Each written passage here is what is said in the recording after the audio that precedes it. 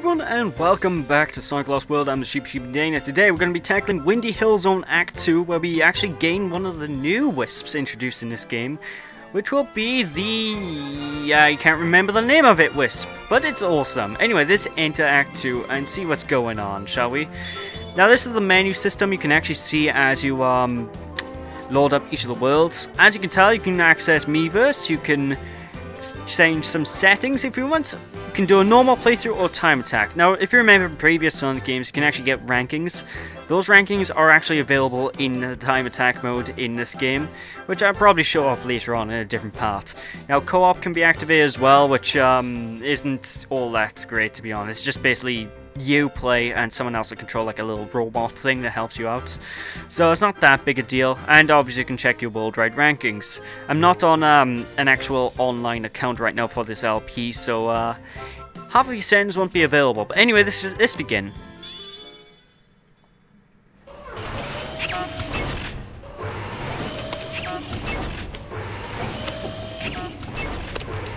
Transformation 101. Bunnies to badniks. Boom! Instant army. It needs to be a big army if I'm taking over the world below. You are quite the mighty conqueror. Yes I am. I conquered you, didn't I? And with your help, I'll not only rule the world, I'll finally destroy that blue nuisance, Sonic. Eggman wants the little hedgehog destroyed. Yeah, well, I feel like destroying something. That's what I like about you, Zaz. Always ready for a fight, even before you know what you're fighting. You bet! Bring it on and I'll rip it up! Win or lose, I'll learn something about our enemy. I like Zaz, he's nuts. Actually, I like all of the Deadly Six. Anyway, welcome, folks, to Act 2, and this is some Croc-y... If you wonder what I mean by Croc-y, this music reminds me so much of Croc. Now, I might as well talk about some of the new moves you can get. If you push the Y button when cursor's on top of an enemy, you can actually kick them away and kick them into other enemies. And the homing attack's been spruced up, so now you can actually target multiple enemies at once. And now you actually clear the mission by doing that. Now it's very helpful to do because obviously you gotta kill those combos. Gotta get those combos, man. Nice red ring there as well.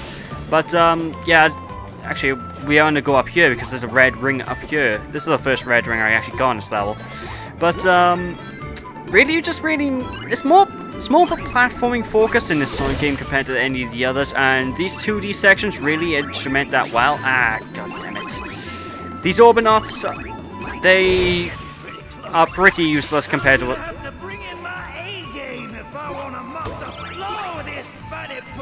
If you say so, Zaz. But yeah, those Orbinauts are a lot different to the Mega Drive counterparts because they actually do stuff in this version. Well, actually, no, they basically you go near them and they get so scared they throw away their one way to stop you. So, yeah, but don't get too close because when you do throw away those spike balls, it will hurt you so much and you don't want to get hit by that. Anyway, let's show off the new wisp, which is Asteroid. Now you can, basically to use this you need to tilt the gamepad in the direction you want to move, as said on screen, and you will actually rip apart the environment. Now as you can tell, you get the little thing around you will actually increase depending on how much of the environment you actually break.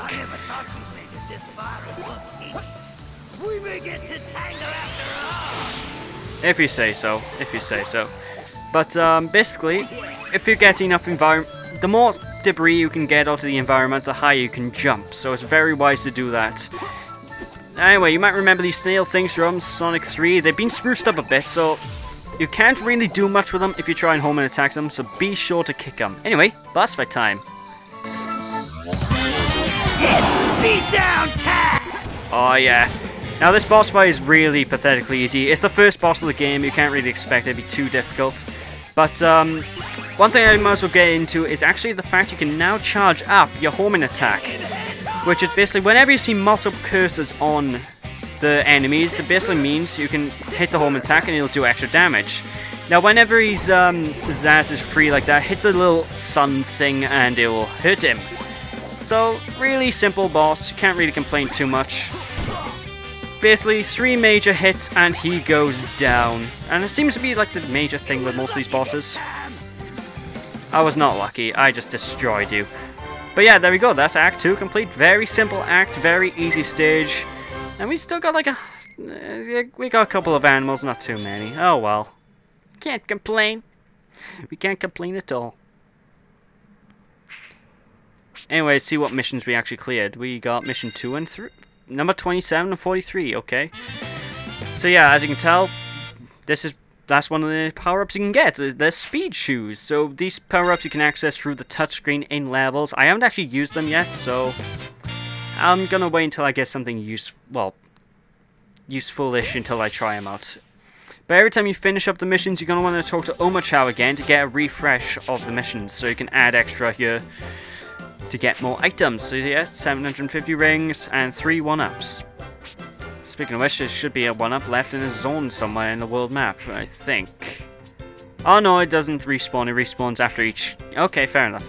Anyway, time to tackle Act 3 of Windy Hill Zone, which is gonna be quite an interesting one, because you know those tubes? Well now, we are actually running inside the tubes that we were running on before, so... Very interesting, and you can get a lot of work out of the spin dash in this one actually, which is good because I haven't shown off too much of the spin dash. You guys should look at some of the speed runs that can be done with the spin dash because it's amazing what can be pulled off if you know what you're doing. I mean, it really is. But basically, boost through. The spin dash in this game is. Oh god, I want to go. No, nah, damn it. Oh, they gave me another wisp anyway. Okay, good.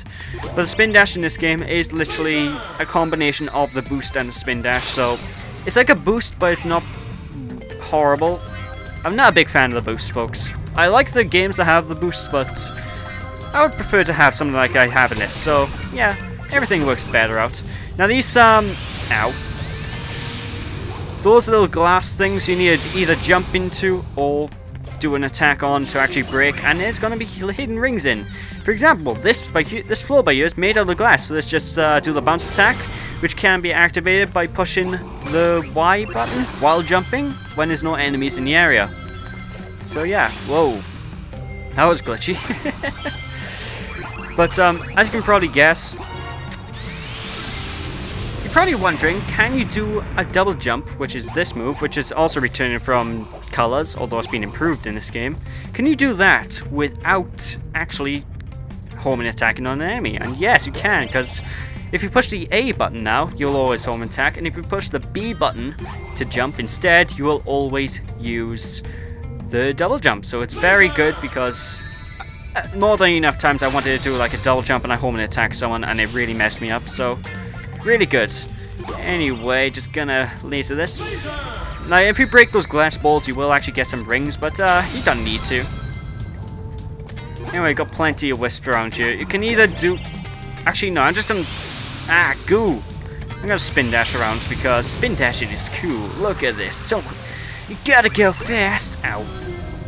Actually, be very quick when going around here and time it right, because otherwise you might have a bit of issue, especially getting that red ring. I completely missed out on my first run through, so be very careful of that. But boom, nice red ring by here. One thing I have to say about this game is deceptively non-linear. I mean, it looks like a straight pathway, but there's so many places you can actually go. It's not really funny. It really encourages exploration, kind of like what the classic games did, really.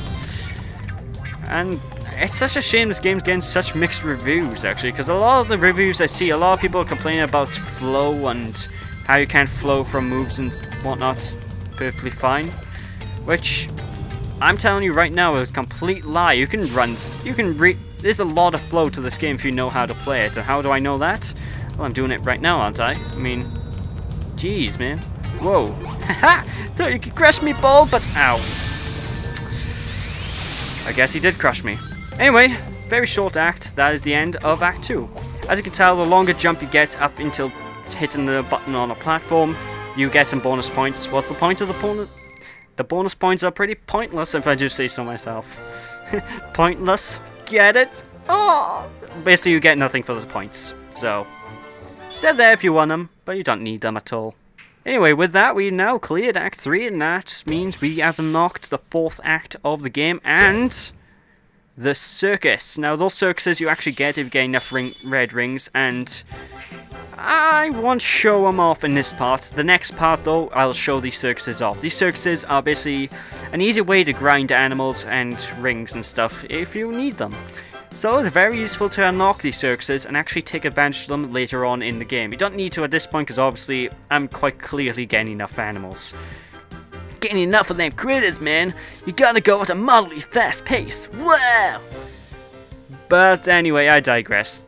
I'm gonna call it a part here, so thank you guys for all watching. I hope that you enjoyed. If you enjoyed, appreciate a like or comment to the video, and when we return, we will take care of the Windy Hill Circus and Act 4 of the Zone. So, thanks for watching. I'll see you then. Bye!